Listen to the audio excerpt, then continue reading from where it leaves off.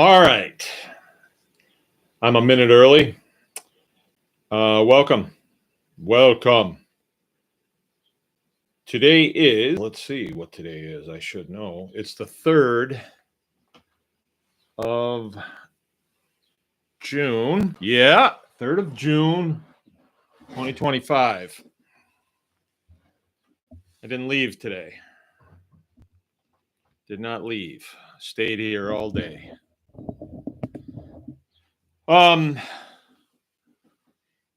Let's see. Tuesday. This is the Anyone Can Farm live chat Tuesday night edition. I'm Mark, your host, coming from lovely Marion, Michigan. And I realized today I am a podcaster. Isn't that strange? We started doing this quite a long time ago. I'm not sure how many years. Maybe somebody can fill me in here. Yeah. Whenever I touch this, sometimes it goes off. Okay. And the reason I started doing this was because I was getting interrupted a lot. And I want to pass on the information. I think this information is good. Anyone can farm. There is a little passive aggressivity there that stems from a lawsuit that we had with the state of Michigan over farm things. They tried to say that we couldn't do something, and we fought back with, by the way, we're American citizens and we have constitutional rights. So you need to shut the hell up. And we had a lawsuit with them, and we did prevail in that lawsuit. But I learned along the way that they had an agenda, and the agenda was, it's nothing new. Control the food and you'll control the people. So where the Department of Agriculture should be promoting agriculture and people like us in this group that want to grow food, they were throwing a bunch of trip wires down in front of us. And, well, you can't do this. Well, you can't do this. If you do this, you can do this. And, they really don't offer any expertise at all. So what we found out was that the thing that they are trying to do the most was limit farming to their group of people. And their group of people does farming a certain way. And and we didn't want their food. We wanted our food. So anyway, out of that whole thing, we decided we're going to teach a bunch of people how to farm. Anybody who wants to know how to farm, we'll show you. And so Anyone Can Farm was born. And we actually got that from the movie Ratatouille, where you had this evil little chef. It was a restaurant scenario. And this evil little chef that was trying to corner the market. So only he wanted control. And Department of Agriculture is very much like that. They want control, and they do it via contract to people. And they still dupe a lot of people. And, we help people when we can, but most of the time people do want to be led by the nose, and that's fine if they want to, and we just let them go. Go ahead. If you want to work for them, then go work for them. So we limit our counsel when it comes to that to people that we feel are dependable and reliable and will do what they say and say what they'll do. And, that's not everybody. So that's where Anyone Can Farm came from. In the movie Ratatouille, the guy that owned the restaurant before the little evil chef took over was this great big fat guy. And he was a jolly guy. And he said, anyone can cook. And he's right. Anyone can cook. You may not be, Anthony Bourdain type cook, but you can heat up some macaroni and cheese, and that's cooking. And we feel the same way about farming. You may not be, the King Ranch, but you might have some tomatoes out on your porch. And who's to say that that's not farming? Who's to say? You're growing food. What is farming? It's growing food. But it's become a little bit more. It's the new type farming has become more. It's almost looks doesn't look good, and it's not working out too good. And that's what we kind of want to talk about a little bit tonight. I had Jill title this Farming or the Homestead and Time Travel. The Homestead and Time Travel. And, we kind of think of time travel as, well, that's Hollywood. You can't really do it. Well, haven't we learned some things in the last 5 years or so? I mean, I've known this stuff for a long time. The first time I saw anything was like this was when the Morrow building was blown up. And the news was saying, oh, it was this guy that parked a Ryder truck out in front of it with a bunch of fertilizer in it. And it took down a Class A building. Well, in my previous profession, I was in the business of knocking down buildings. And it's not as easy as parking a Ryder truck out there with some fertilizer in it. Fertilizer and diesel fuel. Couldn't be, right? So that's when I started picking up that, hey, they're not telling us the truth here. And I started to see it more places and more places and more places. And then there's the big names that get out there, and when they can no longer keep the truth from the masses, they come out and they break the story. It may be 20 years later, but they'll break the story. And by then it's too late to do anything about it, and that's the way it is.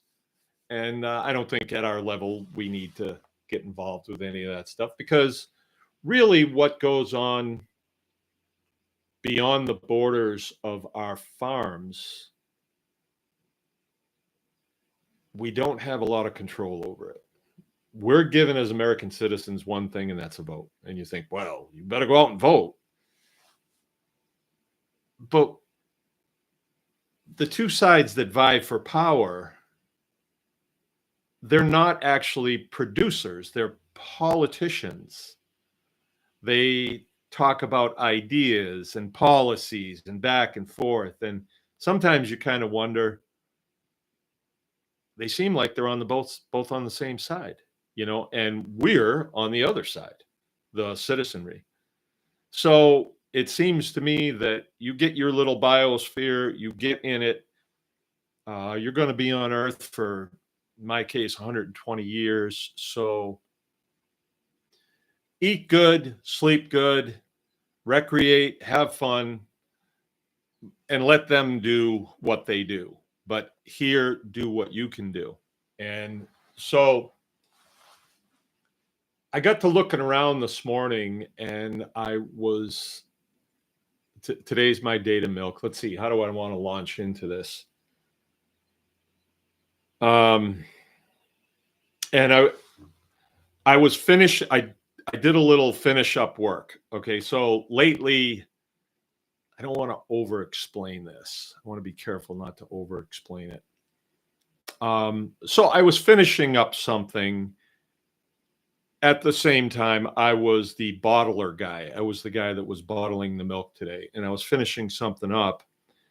And I got to thinking, I just have to put the finishing touch on this, and it's done.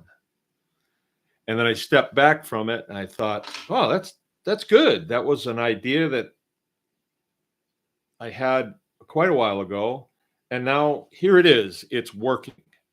And from there, now we've got a plateau that we stand on with a process, let's say. Where do we want to go now?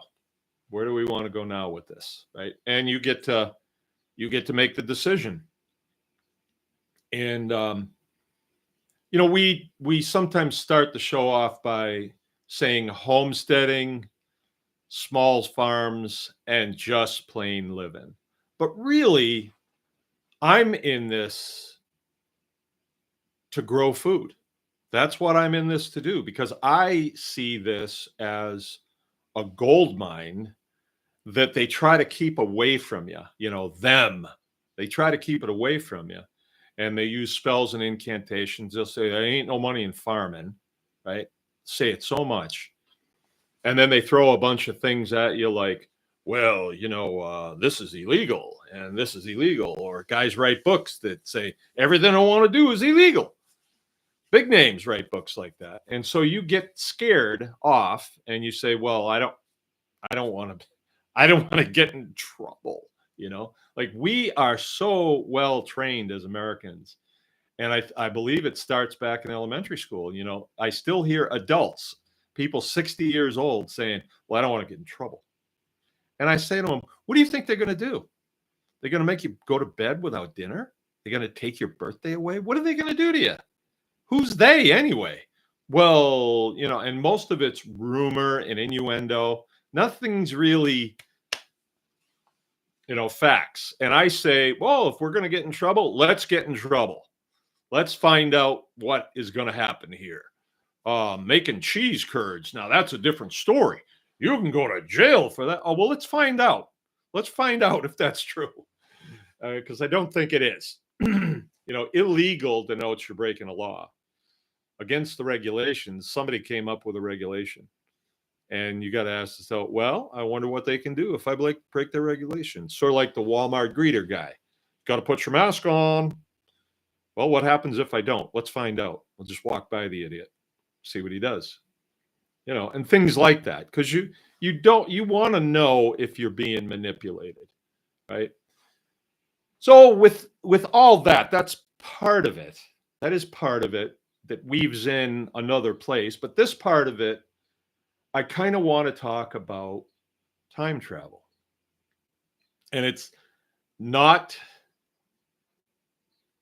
the way we think of, the way it's portrayed in say Hollywood, when you watch a movie of time travelers that go back in time or forward in time. It's not exactly like that, what I'm talking about. However, there are similarities. So with the theory in mind, that we've been told a lot of stuff that isn't true. And I don't think you have to push too hard on that one. There's a lot of stuff that you're told that isn't true. I do the same thing to my animals here. I make them believe that where they live, their pen that they live, that's all there is. You got to stay in there. And I need them to do that. And I think that humans are like that too. The planners and the managerial class, they take it a little too far, and they found out that instead of putting up fences, they could just put out misinformation. Can't blame them. What else are they going to do? The managerial class is usually the parasite class. And when you really look at them, they've gone way out to the left. I was wondering, has anybody noticed that the Department of Agriculture here in Michigan is buying a lot of Subarus? What is the deal with that? Does anybody know? Can anybody tell me about that? All right, I'm not sure what that is. But so when we talk about time travel, the way it's portrayed and the way we think of is like, okay, well, I want to go into the future 50 years. Well, maybe, but I wouldn't want to go 50 years unless I knew I could come back. But can we, as business owners and tillers of the earth, stewards of the creation, can we look into the future? I'm asking you guys a question. I'm looking for a little participation here. We got 7,000 people listening to me. How about a little participation? That helps with the algorithms. And remember, you can give me super chats. So if you really like me and you want me to keep doing this, you got to give me money. That's all there is to it. That's what it comes down to, right? It's all about money. No, I'm pulling your leg on that one. I do not do this for money, although I don't mind if somebody super chats me. Sean Wise gave me $49.99 last week, and I thought that was really nice of him. Really nice of him. Made me feel like appreciated. But he's a really rich guy. That's why. But can we look into the future? Can we look into the future? I was having this conversation at lunch today with Frank because Jill said, "What do you want the title of your talk to be about tonight?" And I said, homesteading and time travel. So Hollywood would say, well, you're going to go into the future, like Back to the Future, that movie series, which I thought was pretty cool. You're going to go into the future 50 years or 100 years, and then you're going to go back 100 years. That would be a little tough. That would be a little tough. But that was Hollywood, and that was for entertainment. But what about us? Can we look into the future? Can we look into the future? Well, I would say, can I look with any certainty into, let's see, it's 8:16 now, into 9:30 tonight? Yeah. I mean, it's not exact. Things can happen. But generally, I can say, well, this is where I'm going to be about 9:30 night, or say 10 o'clock. We're on swing shift now. I pretty much know where I'm going to be. I know what I have to do. I know how the animals are going to respond, I think. But I'm pretty much sure that's where I'm going to be. And then, well, what about tomorrow morning? Yeah. Yeah. And I think this is an important exercise because anyone who is a professional, if you're a professional military, if you are a professional farmer, if you're a professional homesteader, one of the characteristics that you will display is consistency. You are consistent. And I am to the point now, well, I will not deal with people who are inconsistent or personally unreliable. I don't want to deal with them. I don't want to invest my time in those people. I had somebody set up an appointment with me for 11:30 on Sunday. 11:30. I normally don't like to do anything on Sunday. I like to kind of relax, but it was the only time that person could make it. So I said, all right. Person didn't show. So I called because I was gonna jump on my my mower and get ready. My kids were coming over and I wanted to mow the yard. Still didn't show. Called me today. You know what I did? I didn't take the call. I didn't take the call because why should I invest in that if there's absolutely no reliability? You said you'd be here at 11:30. You said you'd be on the phone at 11:30. And you didn't show. And you show 2 days later on a phone call? Nah, I'm not taking that phone call. I'm not going to invest in that. You're on your own, right? Why do you want to associate your business with those individuals? And I had dealt with this individual before, gave advice. This individual did none of it. Zero. But now they're in trouble again, and now they want, nope, not helping. Just not doing it. So as a homesteader, farmer, small farmer, head of household, consistency is good, is good. Now, is it going to be totally consistent? No. I mean, your your day is going to vary because things happen. I happen to be in a situation right now where Sunday I was feeding the calves and we've switched them over to buckets. And I was leaning over to straighten out a bucket. And this calf that's probably 2 months old butted me in the ribs right here on my right side and probably broke 1 or 2 ribs, probably, most likely. I had broken several ribs on the other side 10 years ago, and I remember very well what that was like. And it was more than 10 years ago, but I was still working off farm, and I was sent to the hospital, and They x-rayed him and said, no, you got 4 broken ribs, if I remember right. 3 broken and one of them is just cracked. And that was bad, right? I got 4 days off work and a bottle of Vicodin. Here you go. Yeah. I built a wood stove during that 4 days off. I didn't really take it easy, if you know what I mean. That Vicodin is mean stuff. I'm not going to do that again. So I'm pretty sure that's what's going on. So you don't sleep good because every time you roll over, you feel like somebody just reached up and stabbed you. And so things change, but overall, our operation stays the same. We still have this much milk that has to go out to our customers, and we're building a process that thrives on consistency. Our customers cannot deal with it if they show up here to get their milk. Well, we don't have it. We not going to milk until tonight, just cause. Well, we're not going to have customers like that very long. We have been very consistent and very reliable with our customer base. So our customer base grows and grows and grows. And that's a good thing. That's a really good thing.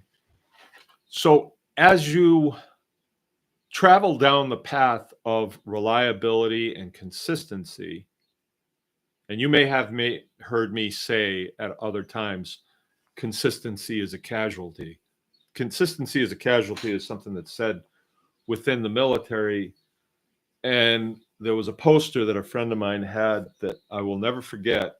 And it was a picture of an outhouse with bullet holes in it and blood running out from underneath the outhouse. And it said, consistency is a casualty.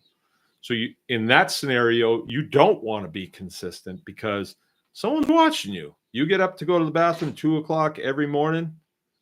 You might just cross a gap in, the Hezcos or whatever's keeping you from the bad guys, and somebody's waiting, bang, and they got you. So consistency can be a casualty, but in business, consistency is a good thing. People that you do business with, you want them to be consistently reliable. You don't want them to be reliable sometimes and then not reliable.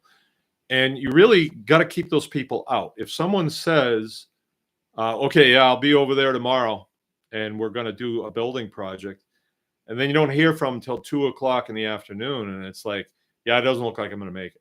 We had a lot of things going on here. Like, that throws a wrench in someone who is consistent. It's hard to cough with a broken rib. And reliable.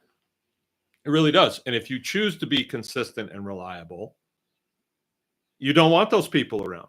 You don't. They're going to have to either get their act together or they're out. You keep them out of your operation. You cannot use them because you cannot rely on them, right? But as someone who's consistent and reliable, you're going to develop the ability to look down the road from where you are. In what? In time. You're looking in time. Now, is it 100%? No. Excuse me. It's not 100%, but it's the best view you have. And when you say, okay, well, when you have when you have your hand on the pulse of your operation, you can say, okay, like me, tomorrow, our hired man, Brian, is milking. Brian will be here. Brian is consistent and he's reliable. He has never let me down, except one time he got stuck in the driveway. And to me, even a guy who doesn't have a lot of farm skills, if he shows up on time and is leaning forward, I can train him. I can show him what to do. And this guy desperately wants to know these things. He desperately wants to know these things. So fine, it's a great fit. Guy will be around for a while. because he's consistent and he is reliable. Consistent, reliable. So as we exercise this and you are planning your day, I know it's a 4-letter word for some people, but as you're planning your day, you'll say, okay, tomorrow I got to do this and this and this. And you prioritize what you have to do based on, well, I got a broken water line and those cows are going to need water. So that bumps up in priority. The priority goes up because that has to be done. Cows have to be milked. Well, that's pretty high priority because I've got people showing up here tomorrow, at about 12 o'clock. I have a group of people that seem to come on Wednesday and get their milk. So it has to be ready for them. I am working on that constantly, right? I always tell you guys to fortify your position. So fortify your position in war means, let's say you are on a listening post, or you're on post and you're sitting in a foxhole and you're looking out that way and you're wanting to see if anybody's coming your way. And if anybody's coming your way, it's your job to report, hey, we got people coming our way. And then you wait. And if you're told to engage, you're firing at them. So, and that's not really where I come from. I'm not Army, but I did sit on my share of posts as just a body and eyes that's got a radio and a gun, me and another guy. And while you're there on post, you could be doing nothing. You could be complaining, or you could be fortifying that position. So what does that mean? Most of these posts, it's a hole. And at first it's a pretty shallow hole, but it's better than not being in a hole. And then as time goes by, you get some sandbags and you fill them and you build a little fortification around you. And what do the sandbags do? They catch bullets. Or if there's a mortar round that hits and shrapnel comes off of that, they'll catch that shrapnel. You have something to get down behind. You're fortifying your position. And then as I got older and more authority in uniform, I would be the guy that would be going from hole to hole and saying, making sure things are right. Are you guys watching? Are you guys sleeping? Are you guys? And I would say, hey, I want 6 sandbags filled and get them up. Those sandbags can catch bullets that can take your head off.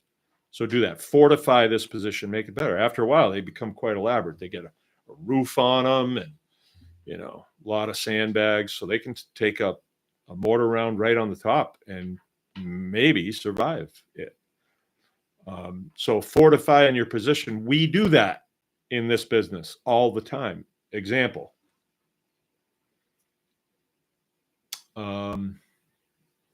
I talked to you about redundancy.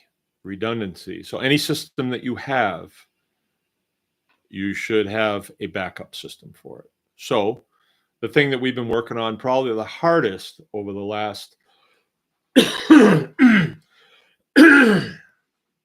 year and a half, 2 years, let's say, is the dairy, because I was able to look into the future and say, that's going to be hot stuff. And there was a lot of flags around it that I was able to read. And I say, that is going to be something. That's going to be something. That raw milk is going to be something. And I've told you guys this. I may not have explained the flags that I could see. And what I mean by flag is, a flag will tell you which way the wind's blowing, right? So that's a flag. You may be needing to do something out 600 yards from where you're at. And if there's a flag out there and it's blowing to the west, then you might pull your sights a little bit to the east, because the wind's going to take whatever you're throwing out there a little bit. That's what I mean by a flag. Now, in what we're doing, there is an adversary out there. There is a group of people that do not want small farms operating, and that is most likely the Department of Agriculture. They want big farms. They want predictable, under their control, industrial farms. They like that. They think that's cool because that's the direction that they picked, and that's the direction that they're going. I'm not exactly sure that they're evil, although I wonder because of the Subaru thing, but they are not exactly saying, well, there's all kinds of farming. They're not exactly saying that. They're saying this is it right here. Industrial ag is it. And you guys, we don't want you guys doing this. They throw all kinds of things out in front of you.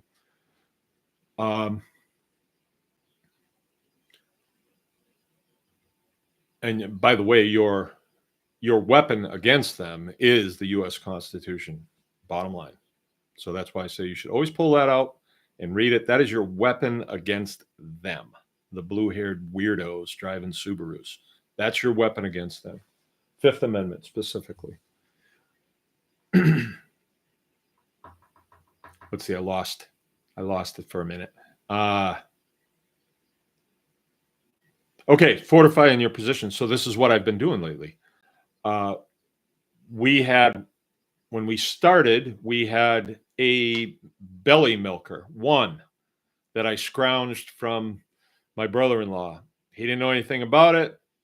Grandpa had got it, given it to my father-in-law. My father-in-law says they used it, but it was anyway. When I got it, it was not in working condition, and I had to take it all apart and clean it, put it back together, and woohoo!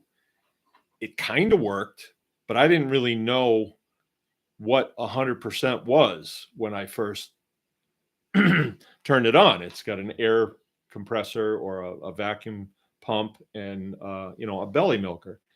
And then we upgraded to a bucket milker, and at the same time we wound up getting a couple more cows. And this is cool. We've got plenty of milk for the house. Jill makes butter and cheese and stuff, cheese curds. It's great. But then we had too much. So we started sharing it, mostly with family. And then it turned into herd shares type thing, which is a very deep subject. And as I looked at the flags on that, I could see that this is going to be something here. And I also started seeing the enemy, the Department of Agriculture, rattling their saber about raw milk bad, says the 400-pound woman with a Mountain Dew in her hand, and a clipboard in the other and a hairnet on. Raw milk bad, Mountain Dew good, right? So that was a flag to me that they're losing control. They're going to totally lose control of this. And it was just 15 years ago that in Michigan, they finally capitulated and said, well, yeah, you can do herd shares. And if you don't know what that is, you will hear all over the place, raw milk is illegal.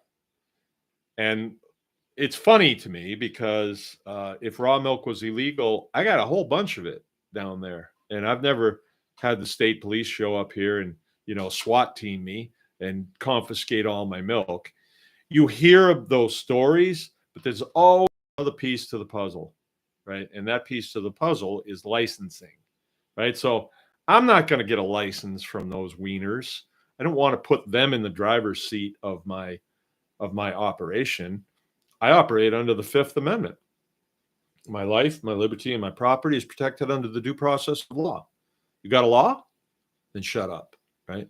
And they do have a law, but the law is really weak, and the law doesn't identify raw milk as a controlled substance. So they could try to control the sale of the milk, but controlling the sale of an item that is not controlled, that's not going to work in court. So that's why they don't push anybody, because if somebody has the chutzpah to push back and say, friggin' hey, we'll see you in court, they would be in deep doo-doo.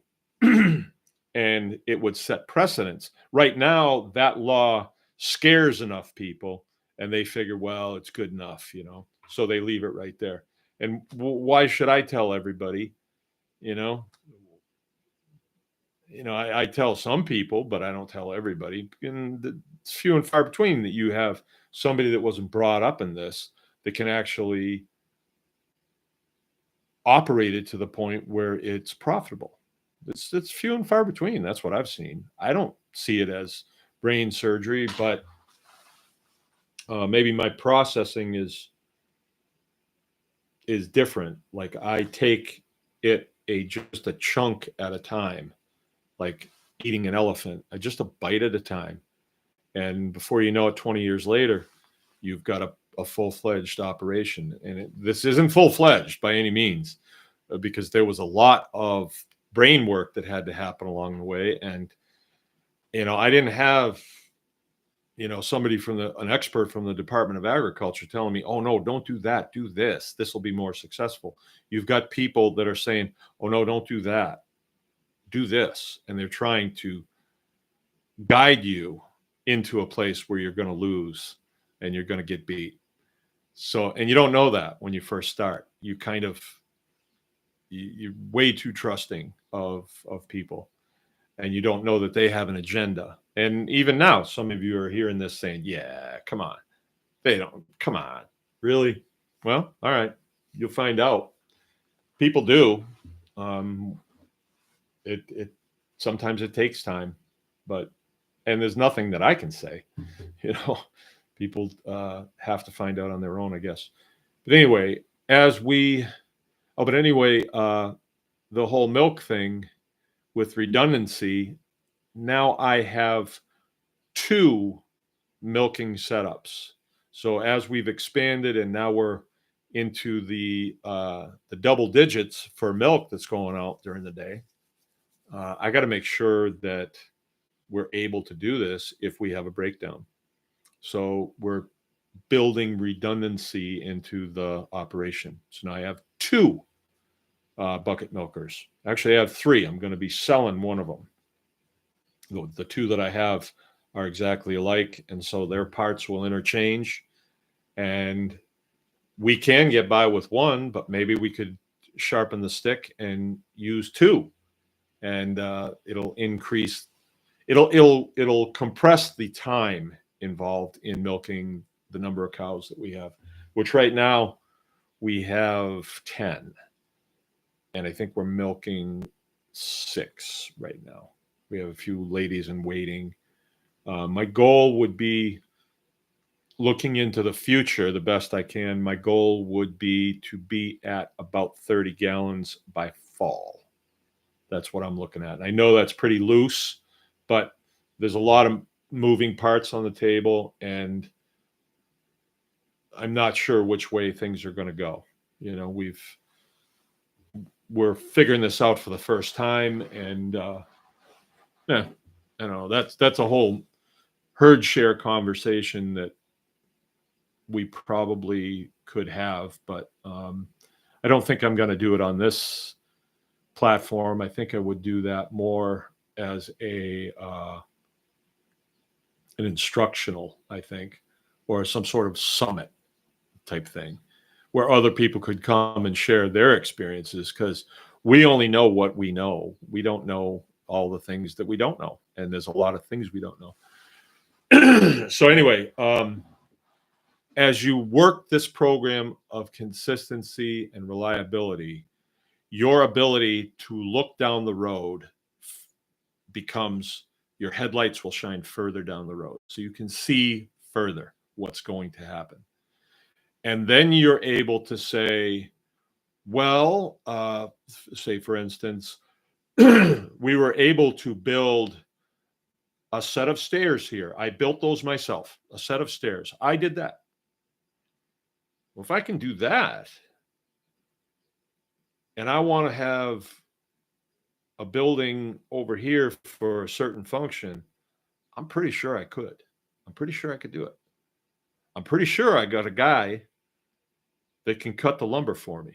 I'm damn sure now, because I've been using this guy and he's consistent. This is Parker Holmes, Homestead Provisions. He's consistent and he's reliable, right? So I'm pretty sure that if I need to do something like that, I can do it. So then I can actually put, okay, let's get a start date. Well, I know I got to start cutting hay about this time in June, about the middle of June. I know I'm going to have to do, I know I got to do that. I know that when I put that hay equipment back away last summer, I oiled it all up. I checked everything. Everything was 100%. I know that. So I'm pretty sure I'm going to be okay cutting hay. So I should be able to get my hay cut, get it all in, and then I can start that project. So what am I doing? I'm looking into the future. I'm actually creating the future. I'm creating it. And then I say to my crew, my family, I will say, well, I'm probably going to be done with hay by this time. And then what I'd like to do is I'd like to start on this. And people are kind of, okay, I guess that's what we're doing. Unless they push back on me and say, well, you said we were going to do this instead. That happens occasionally. Occasionally. No, yeah, that happens. But see, what are we doing? We're looking into the future and we're making something happen. And if you are able to track multiple targets, which the further you get into this, you should be able to, and you say, well, I'm going to get a good composting program going. My first load of compost should be ready on this date. I better line up some means of spreading. So I'll look into that and let's see. So let's see if we can make both of those things meet at a good spot.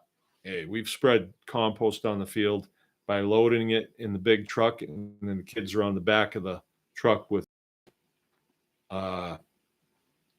shovels, just shoveling. It was the best we could do at the time until I built my my spreader. All right, so that is something that that has served me well. It has served me well. Organization, consistency, and reliability. Surround yourself with people that are those things, and you will all do better. You will all do better. Okay. There's more to this. There's more to this. As we look into the future like that, and when you're new at it, you might only be looking into the future a few hours, and then maybe a day, and then maybe a week. I'm going to look into the future. I got a dental appointment next week at this.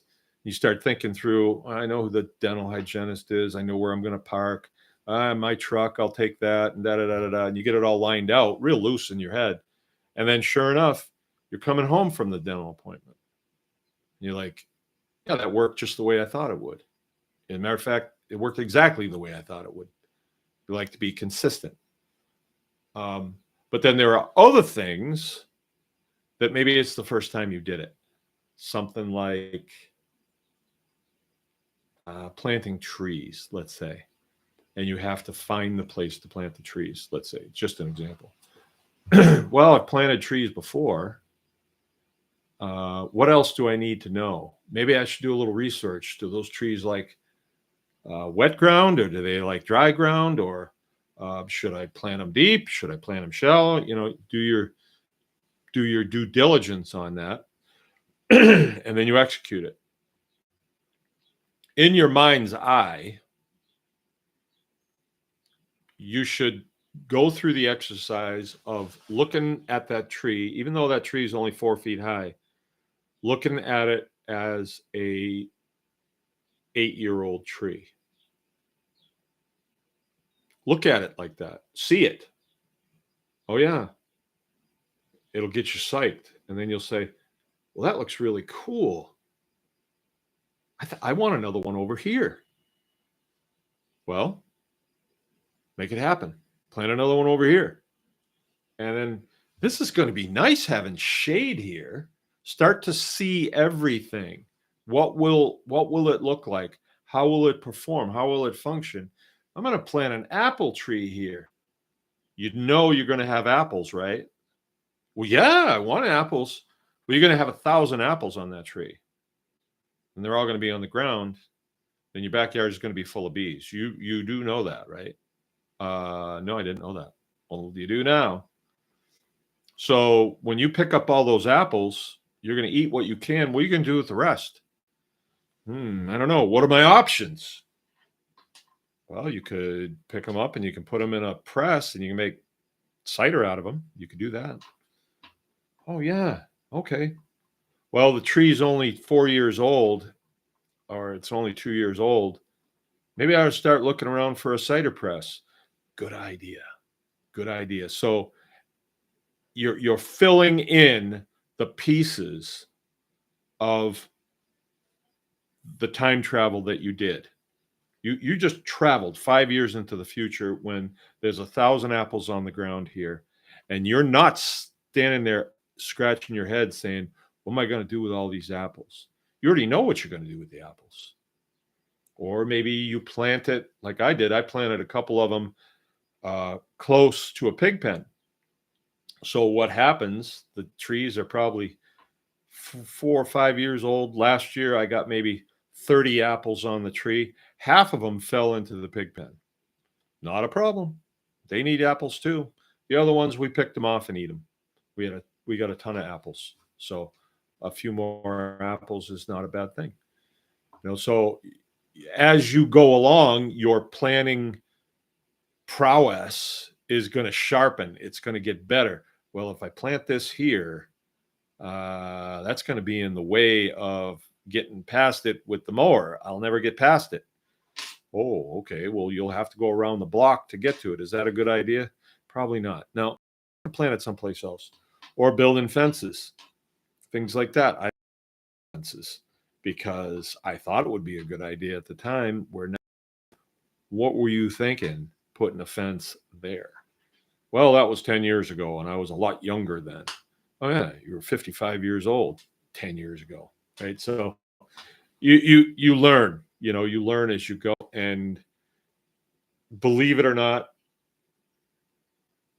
you learn to open yourself up so information can flow into you about what you're doing. I've said this before, I'll say it again. You are engaging in the work of the creator. None of the things that you are stewarding here did you create. You may decide to plant a tree right there, but don't let it go to your head, because you have very little to do with the apples that come off that tree. And that's part of the problem with industrial agriculture, is they don't see themselves as stewards. They see themselves as conquerors.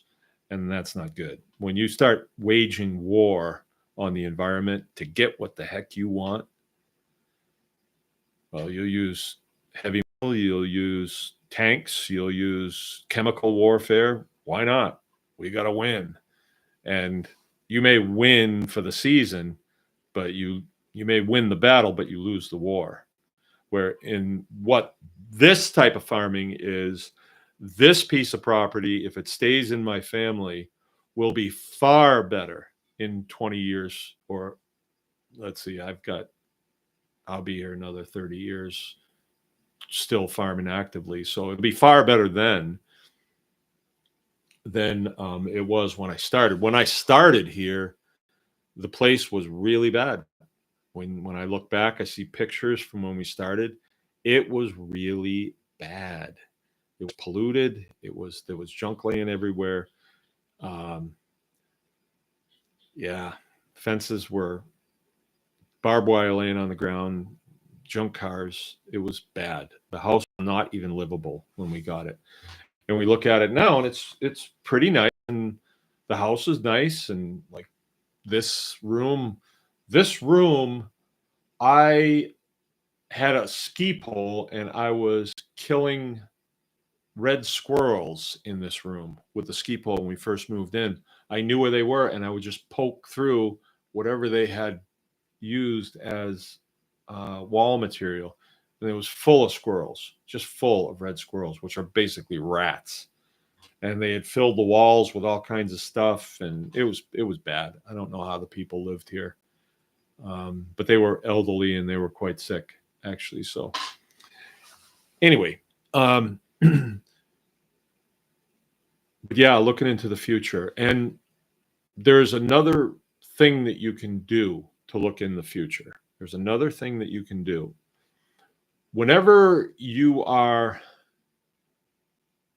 let's say that you're rowing a boat across a bay, let's say, and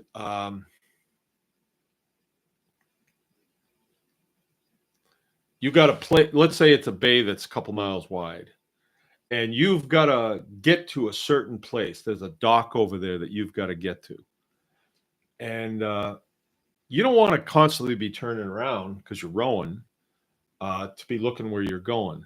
So what you do is when you first get in the boat, you look at where you got in the boat and you look at what's there.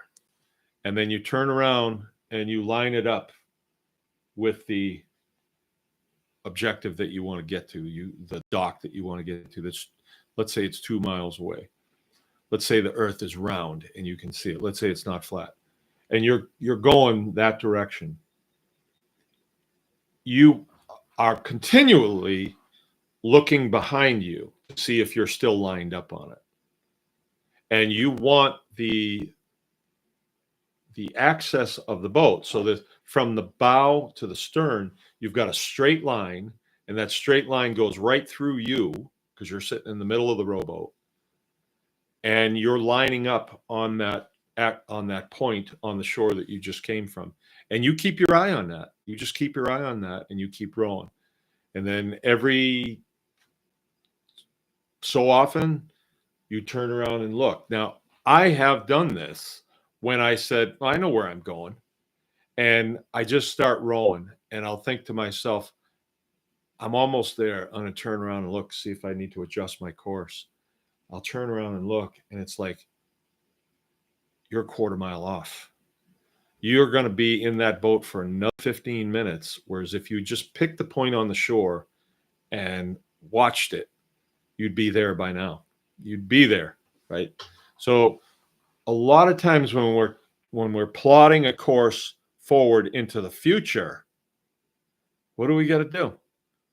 We got to look into the past, but all you're doing is looking. That's all you're doing is looking, right? What's in the past is in the past, right? So you made a bad mistake one time, and which led to another bad mistake and another bad mistake. And then there was a big boom. There was a big terrible thing that happened. You can keep reliving that, or you can just say, well, there's my reference point. Not going to do that again. It's in the past. I wouldn't do it again. And turn around and look and see where you're going, because that's what it's all about. And we do that in farming a lot. And people who look too deeply into the past, a lot of times there is apprehension created, and they're afraid of going forward. So you don't want to do that. You just want to look into the past and like, oh yeah, that was a good one. Not doing that again. And then keep pressing forward. What does that give you? It gives you a reference point to not do. And I don't mean to say that if you started your homesteading career and let's say you started with laying hens, and the guy you got the laying hens from said, you really shouldn't just let those things run around all the time because there's bad guys out there that will kill them all. The next morning, they're all dead. You should look into the rearview mirror and say, that guy was right. I should have done what he said. Okay, I'm going to get 12 new chickens, do what he says, and press on. Don't throw the baby out with the bathwater. Don't do that. That's why I say just look into the rear view mirror. Live in the rear view mirror. Don't live in a sickness that you had. Don't live in an injury that you had. Don't live in a, oh, I never finished grade school, so therefore I'm a retard. Don't live there, right? I had a thing happen the other night. Uh, Saturday afternoon, me and the boys got to looking at our map. We have a plat map on the wall in the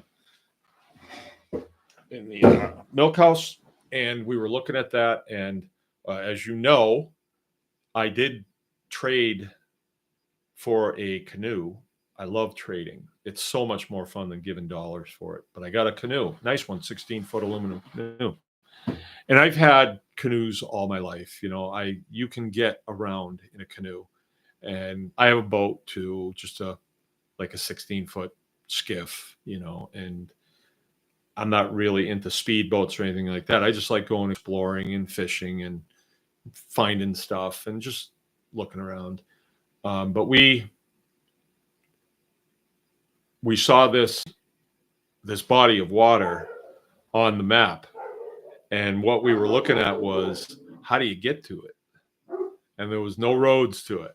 No roads, not dirt roads or anything. So, that could be interesting. And there was a creek that went to it, and it was called Marks Creek. And it dumped out over here on a road that we travel quite often.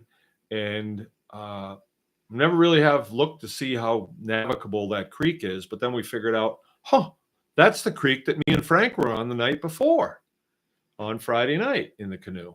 That was a good creek. We can definitely navigate that. So we got on it. Me and Jill were in the canoe. The boys were in kayaks. So we get on this creek, and within 5 minutes, there were bulrushes that were growing across the creek, and there was a lot of them. So we kept going, because sometimes you just keep going and you break through, and you'll be in clear water, and you can just really make time. And we really wanted to see this body of water, because we thought, maybe good chance nobody's been there, because people just don't do stuff like that anymore. They just, they watch TV, and I don't even watch TV anymore. They watch whatever. I don't know what people do, play video games or whatever. So we stayed at it for about an hour, and it was pretty rough going. We wound up having to get out of the canoe and just pull it, and it was pretty muddy. And then it kind of got way too shallow to even pull the canoe, and then it got really thick. So it was late in the day. This was probably 5 o'clock, and so I'm thinking, we've got a long way to go coming out at dark, and I did not want to do that. So I said, okay, let's break it off here, and we'll go someplace else, and we will have some fun. We'll be able to do some fishing and catch a couple fish and stuff. So we went to this other place that we don't really go to much, but it's a dam in Falmouth, and you can put a boat in there and you can fish. So we figured we'd do that. We got over there. Me and Jill got out, and we were both wet. I was wet. My pants were soaked, and there was water going up my back and stuff. So I was pretty wet. By the time we got over there, the sun was kind of dipping a little bit, and the wind was up. And so we were going to be putting the canoe on that body of water. It's a pretty decent sized lake.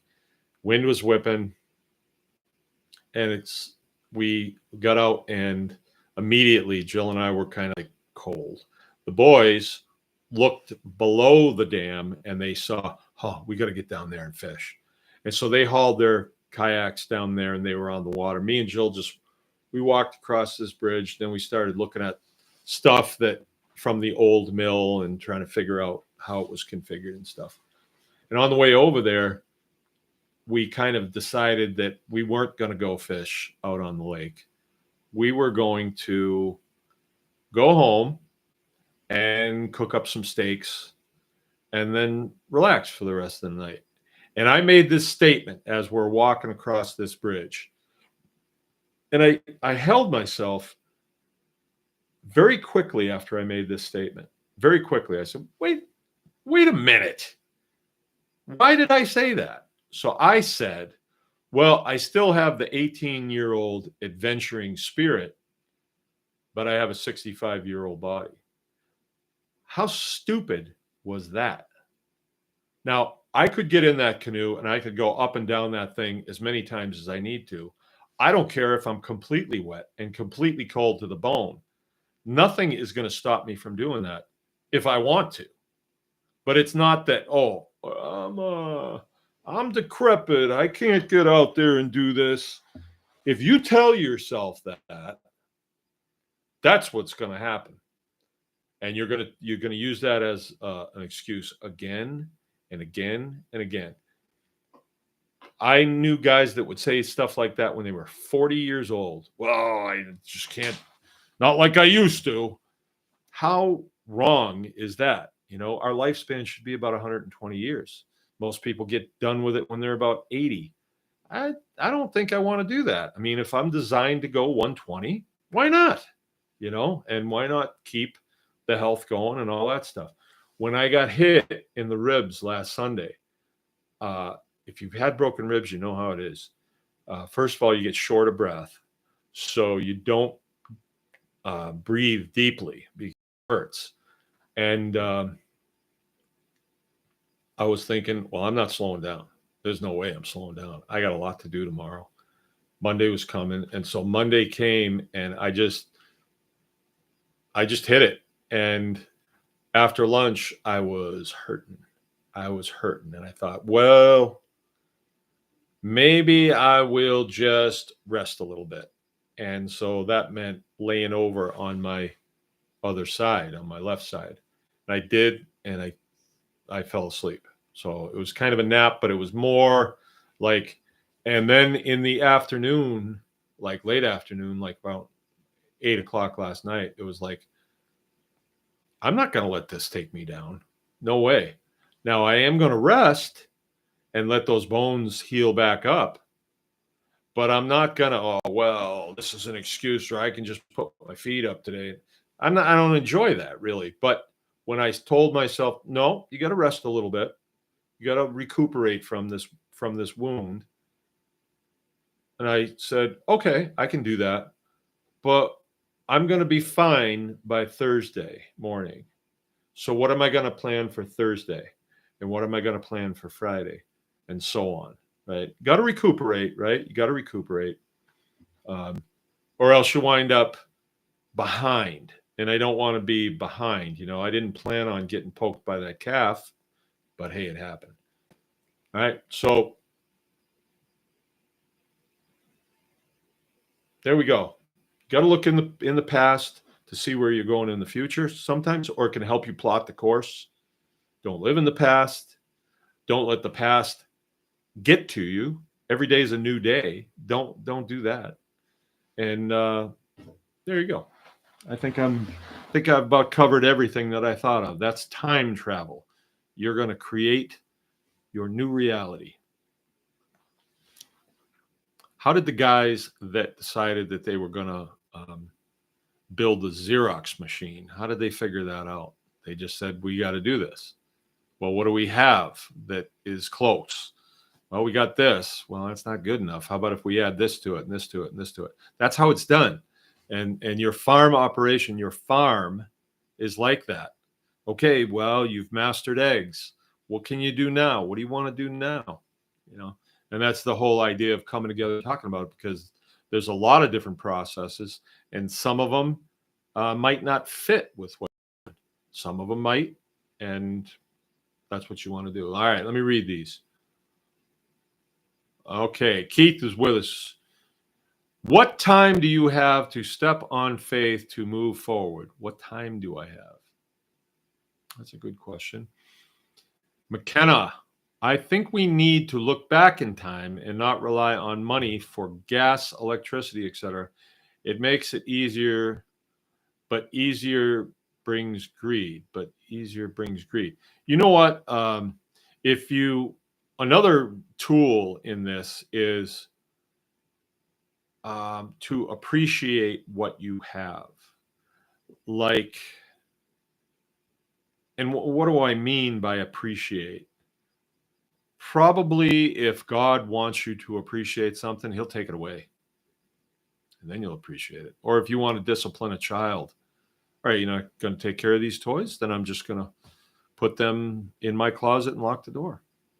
Then you'll appreciate, oh, I love these toys, where you were leaving them out.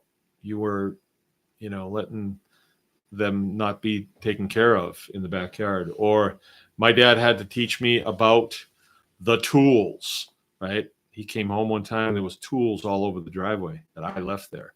He didn't know I was just going to the parts store, but he freaked out.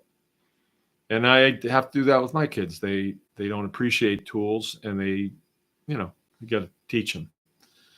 So learn to appreciate the things that you've met, things that you're pretty good at, the things that you're getting good at, appreciate that. And then you say, oh, well, I could probably do this then. All right. McKenna says, I also think going back to when communities were more intertwined is way better than the future outlook, always accountable to be on time and persistent. Thanks for what you do. Anyone can farm. All right. Yeah. If you read books from, say, the early 1900s and farming, whenever people gathered, they would actually gather by profession. The farmers were the landowners. They were the ones that when they went to town, they were called sir. They were the ones that had the potential to be very rich men, right? Where the guy that's a shopkeeper, there's only so much there. And guys that were wage slaves, I mean, you don't even want to talk to them, right? Because they've settled into all right, I'm getting this wage. It's enough that I can, feed myself, but only the worst stuff. I got to live in squalor, and 10 hours a day, I'm at the railroad yard loading stuff, right? Those guys, I don't know. They're not going to be hanging out with the farmers. The farmers are looking forward to what's next, the next season, the next crop, the next operation, the next thing, right? Shadowing the desert stray. Mark, if I am able to get into owning a family milk cow and need to buy the hay required because I live in the desert here in Del Rio, what would the ballpark guess be on the quantity I would need? That is a question that we have a platform that you can ask that, and I can go into it. That is the Anyone Can Farm Tribe Plus, and we are meeting tomorrow night at 8 o'clock. It's a Zoom call, and I would gladly answer that question for you there. But that's a long, that's not what we're talking about right here. Appreciate the input, but we have to kind of categorize things, All right. Michael Lawton. That name sounds familiar. You would not be able to see the dock if the earth was round. Must be one of them flat earthers, huh? Hey, speaking of flat earth, there's supposed to be some serious northern lights tonight. Serious northern lights. Something's going on. And you don't know. You just don't know because everybody has one of these, so they can tell everybody the same thing. And we think that, oh, well, I'm finding the truth on my phone, but you really don't know. But the other morning, it was kind of weird. I went out and it was like there was some sun, and it should have been really warm. The sun was bright. There was no chemtrails, but it was cold. It was actually cold. And it didn't really warm up until about 10. And even then, it was moderate. But for the brightness of the sun and the time of the year, it should have been quite warm. And it wasn't. They say that there's a bunch of fires going on in Canada. I don't know. Maybe. We did smell smoke, and we're supposed to have smoke here the next couple of days. But it just looks different to me. I just don't know. All right. And Brian Jacob. The Jacobs is here. All right. That's it. 9:10. That was 1 hour show. I don't see any super chats there, but you guys can be that way. 11,000 of you. Okay, I'm going to get going. Remember, anyone can farm. Before I go though, you might say, "Well, what do you see in the future? What do I see in the future? What the full Oz? What do I see in the future?" I'm looking at flags. I'm looking at backs of those. When you see the backs of the leaves, ooh, something's up. When the cows are laying down, ooh, what's going on? Something's going on. When the sun has a shade over it, ooh, something's up. The wind comes up out of the north in the wintertime. Ooh, this is different. You learn to read the flags after a while. When I see all the animals looking one direction, what are they looking at? I can't see it, but I know there's something there because they're looking at it. When I hear the cows all mooing for some reason, you go out there and what's with you guys? Something's up. So the flags that I see, and I do kind of watch politics. It's fun to watch politics. It's just fun. I don't put a lot of stock in it, but there are things that are said, right? And I know that all the people heard those things. I know that. So the whole thing, the RFK thing. Hey, I don't know what he's doing, but I heard what he said. And a lot of other people heard it too. And there are people that when they hear what politicians say, they take it as, okay, we're going this way. They're very reactive to what the politicians say. And a lot of these are people in corporations. It's no different than, if old Nancy Pelosi is doing insider trading, and she knows that the Kodak stock is going to sell, whatever, and they get there first and they do insider trading. Well, the politicians do the same thing. And if you know what to listen for, you can see that as a flag and you can adjust your course. You can say, I bet a friend of mine showed me one time an article and he was able to see, okay, here's an article that's in the AP, Associated Press, one that's in Reuters, one that's in this, one that's in this and this. So to see all these articles. And what had happened was some guy killed a policeman. The policeman drew on him first and fired first, but the guy had body armor on and he had some really good stuff on, better than what the cops had. And so the guy shot right through his body armor. Like, body armor isn't what you think. And if you have the right rounds, you can get through it. Well, this guy knew what he was doing. He had good body armor on that would catch the cops' bullets. And bullets were cutting through the cops' body armor. So he killed a guy. And it made a big stink. This is 10 years ago. And this friend of mine says, ooh, this looks like it's going to be a good one. I said, what? And he says, well, you see this. Read this part of the article right here. And there was a little blurb in the article that was AP, Reuters, they all had it, was officials are considering restricting body armor to the public, right? So what is that?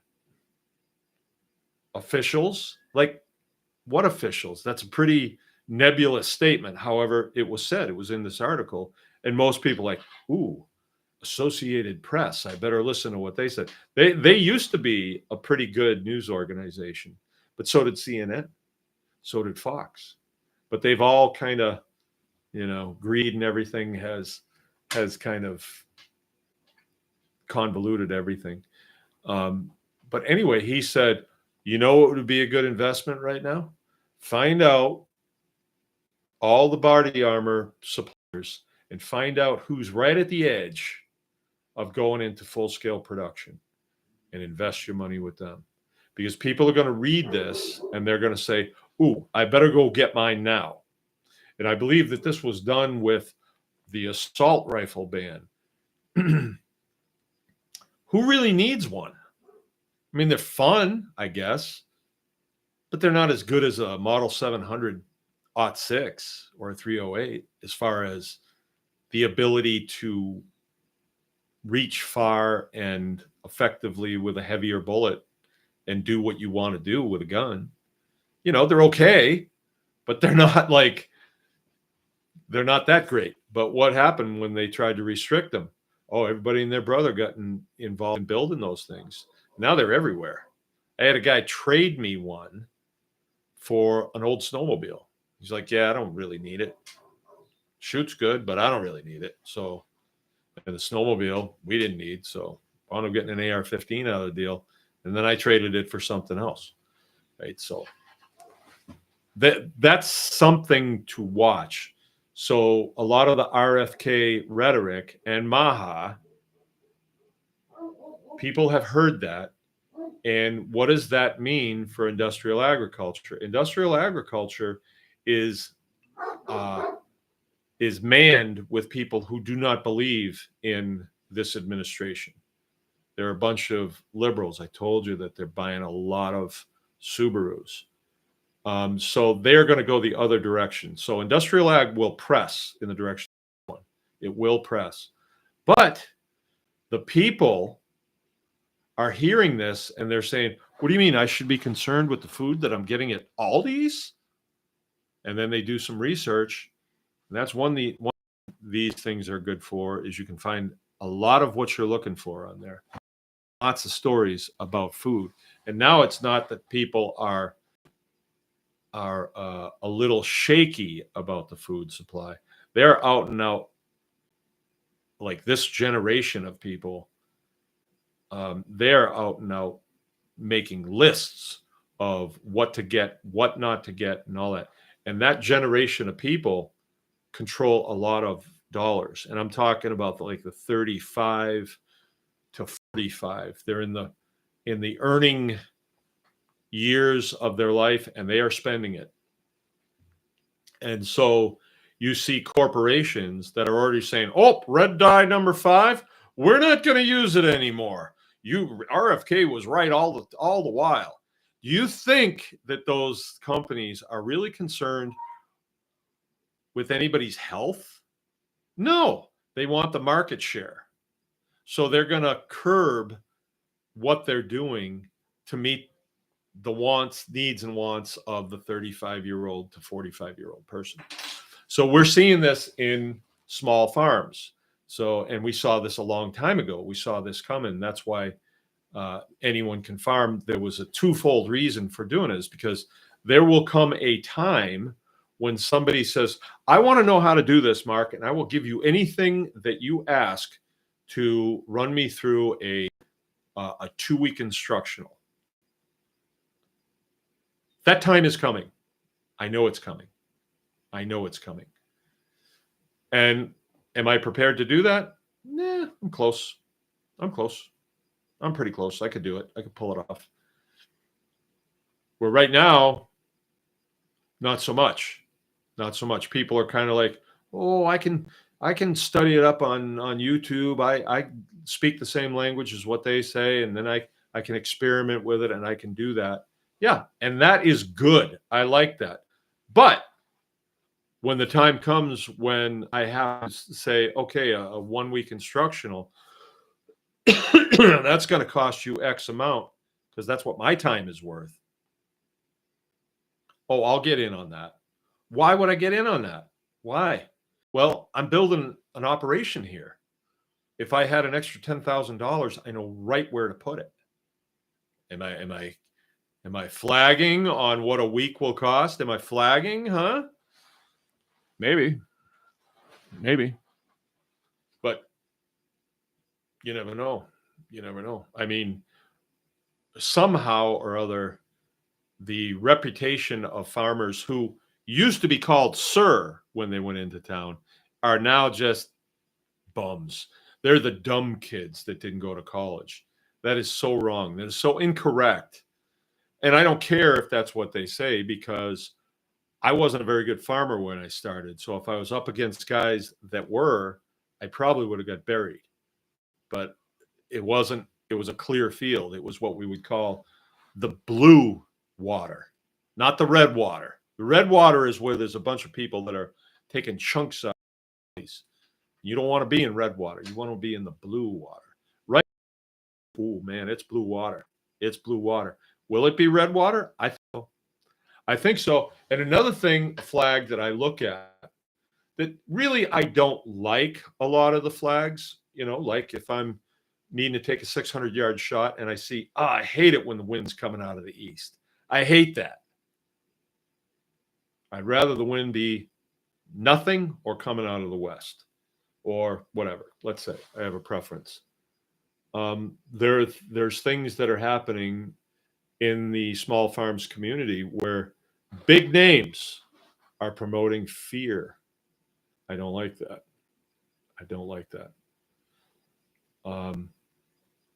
But you got to ask yourself, why? Why are you doing that? And what does it mean for me? What does that mean for me? Well, I'm not going to be afraid. And you're not convincing me. I've already seen this movie. I've already been down this road.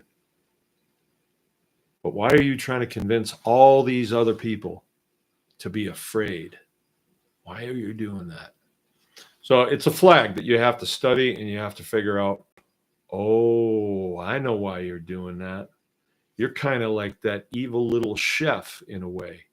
You want to keep it all for yourself. Instead of anyone can farm, it's kind of like, well, we know how to farm and we'll meter it out to you. Yeah, I don't like that. Nice try. It's not going to work here, and we don't have to get everybody in the lifeboats. No, just the ones that want to get in the lifeboats and the ones that can see through the BS. So anyway, and Waylon's with us. Just me. Okay, that's going to be it for me. I got some things to do. I hope you all watch the flags, look in the rear view, and plot your course forward. Remember, anyone can farm. Good night.